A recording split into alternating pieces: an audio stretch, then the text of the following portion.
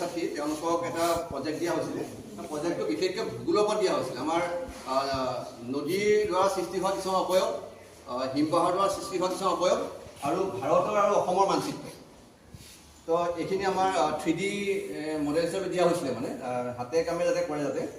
ইয়াৰ মূল উদ্দেশ্যটো আছিলে এনেকুৱা যে হাতেও মানচিত্ৰখন আঁকিব পাৰে, কিন্তু এনেধৰণে কৰিলে তাহাঁতি এটলিষ্ট এইটো গম পায় যে মানচিত্ৰখন ক'ত ভাঁজ গৈছে, কোনডোখৰ উত্তৰ পূৰ্বাঞ্চল আছে যদি ভাৰতৰ হয়, যদি অসমৰ হয় অসমৰ মানচিত্ৰখন আঁকিছে, যে ইয়াতে মাজুলীখন ক'ত আছে। এই 3D আঁকিলে বনালে কি হয়, যিহেতু গ্ৰুপত কৰিছে, গ্ৰুপৰ এটা এক্টিভিটিও বাঢ়ে, তাৰ লগতে বিভিন্ন ধৰণৰ অৱয়ৱবোৰৰ আকৃতিবোৰ কি ধৰণে পৰিৱৰ্তন হৈছে তাৰ বিষয়ে কিছু গম পায়। তো আমাৰ মই ছাৰ আছে, ছাৰক অকণমান আজি এই অনুষ্ঠানটো উদ্বোধন কৰি আমাৰ 6, 7, 8 ছাত্ৰ ছাত্ৰীসকলে একাধিক্ৰমে প্ৰদৰ্শনীখন আমি মুকলি কৰিম। ছাৰ মই মুকলি কৰিবৰ কাৰণে আৰু এনেকুৱা ৰাজেশ বৰদলৈ ইতিমধ্যে আপোনাৰ পৰা সকলোখিনি কথা গম পাই আছোঁ। দশম শ্ৰেণীৰ ছাত্ৰ ছাত্ৰীসকলৰ কাৰণে আমি এখন এক্সিবিশ্যন অৰ্থাৎ প্ৰদৰ্শনী ভূগোলৰ ওপৰত বিচাৰিছিলোঁ। সেই মৰ্মে আপোনাৰ নেতৃত্বত আৰু ছাত্ৰ ছাত্ৰীসকলৰ সহযোগত আমাৰ উদ্যোগত আজি যি এই প্ৰদৰ্শনী ভূগোলৰ ওপৰত কৰাৰ দিহা কৰা হ'ল, তাৰ বাবে আপোনালৈ বিশেষ ধন্যবাদ জনাইছোঁ। লগতে ছাত্ৰ ছাত্ৰীসকলক আমি এটা কথা ক'ব বিচাৰিছোঁ যে আমি যি কাৰ্যসূচী আজি হাতত লৈছোঁ, এই কাৰ্যসূচীটো যদিও প্ৰদৰ্শন, তথাপিতো ইয়াৰ দ্বাৰা তোমালোক উপকৃত হৈছে বুলি মোৰ অনুভৱ হৈছে। কাৰণ কিতাপত পঢ়া কথাবিলাক আমি সঁচাকৈ যেতিয়া কৰিছোঁ, নিশ্চয় আমাৰ সেই বিষয়টোৰ ওপৰত এটা বিস্তৃত জ্ঞান আমি আহৰণ কৰিব পাৰিছোঁ।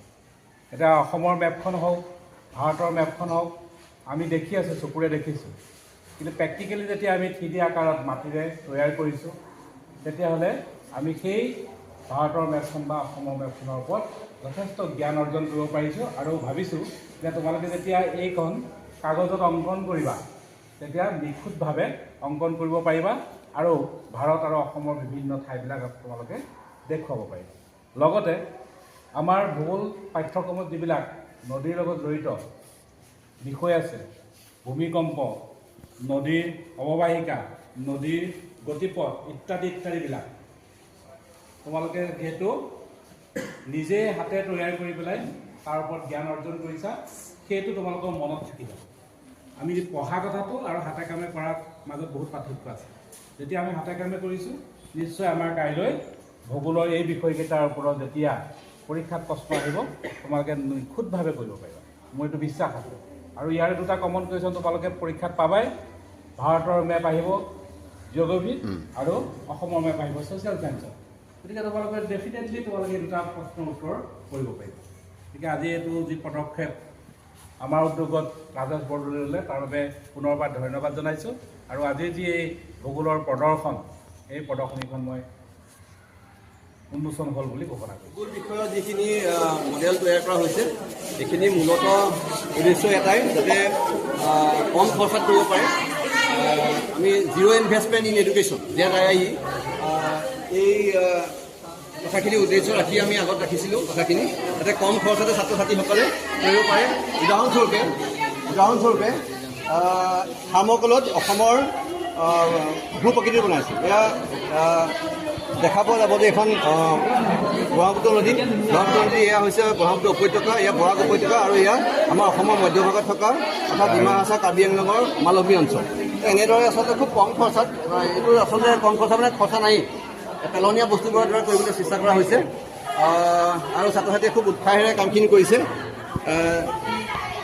আৰু ইয়াতে ভাৰতৰ মানচিত্ৰখনো তেওঁলোকে মাটিয়ে খুব সুন্দৰভাৱে বনাইছে।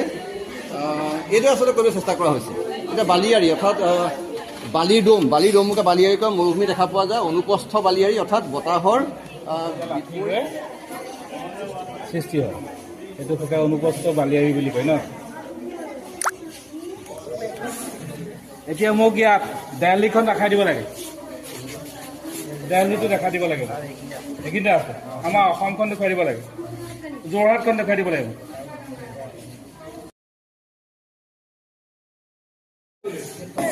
এতিয়া মোক ইয়াত তোমালোকে কি বনাইছা তোমালোকে এইটো ক'ত দেখিবলৈ পায় ইয়াৰ জৰিয়তে